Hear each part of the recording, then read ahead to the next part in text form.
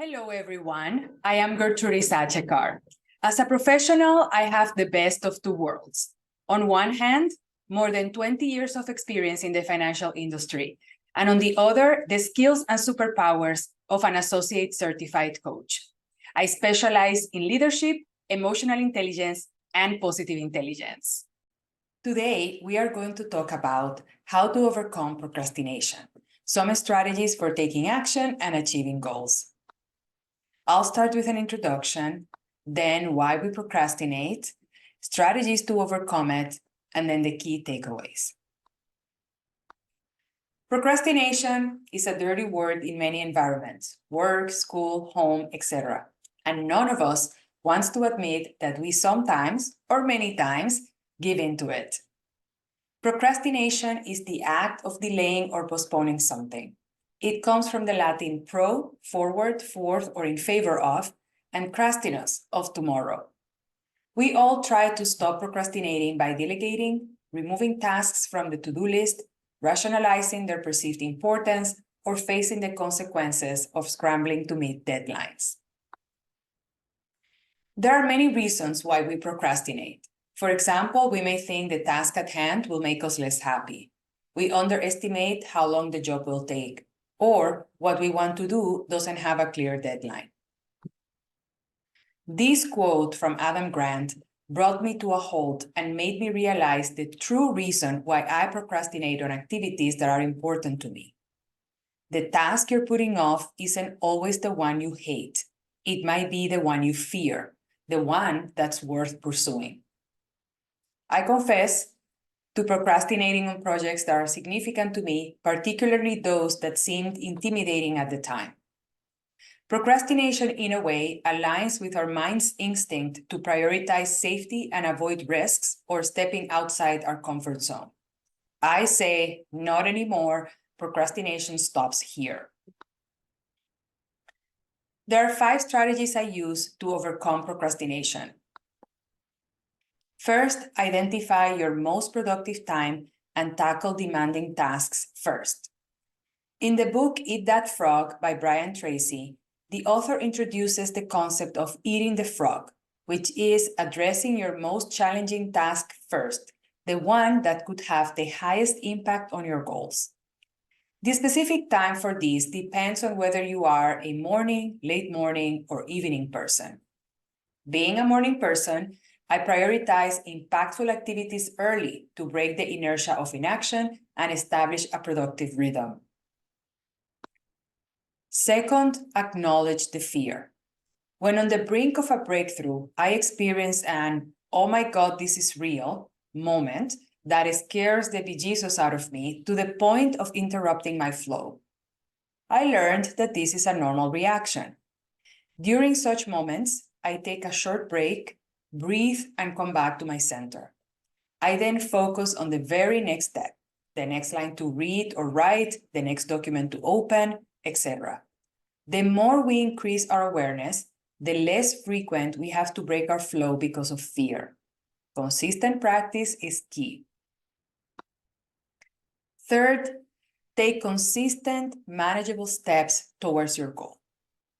Consistent action is like compound interest, where new actions build on prior ones until exponential growth happens. My journey to a work promotion began 5 years before its realization.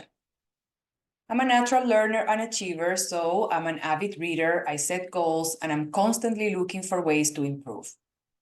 When I was selected to participate in my first leadership development program at work, I became more strategic in my approach to self-development.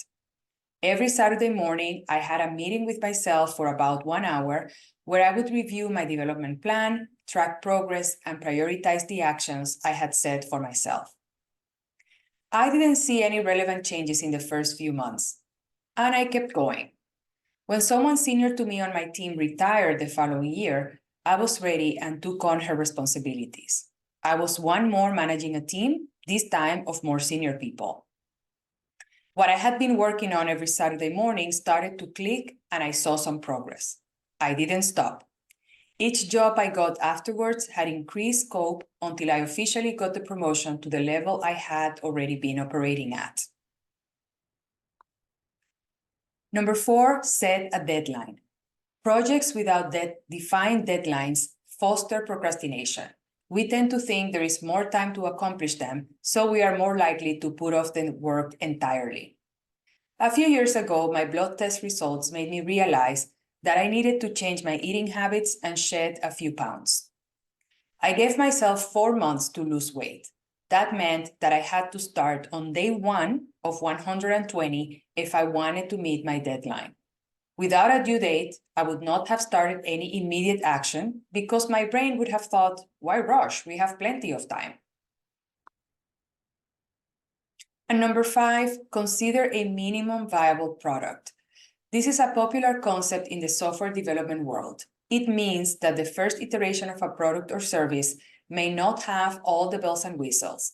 It will be good enough to make it available to users who will provide feedback that in turn will be incorporated in the following versions.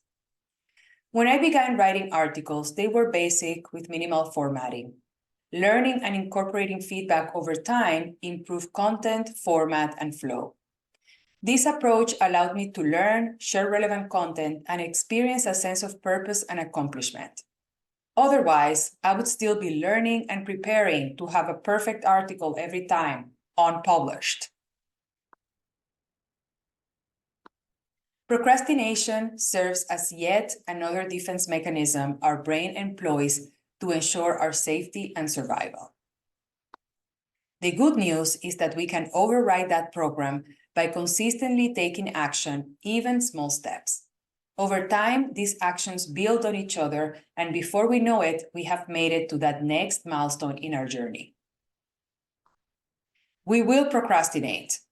When it happens, take the opportunity to discover the reasons so you can identify that big thing that is about to happen and is putting fear in your heart. That big thing may transform your life. For this reason, the brain is on high alert and will do whatever it takes to keep you from that transformation. What project or goal is the most important to you and you are procrastinating out of fear? Let us know in the comments. Thank you so much for listening. Please include your responses in the comments. And for more content, remember to subscribe to my channel. See you again soon.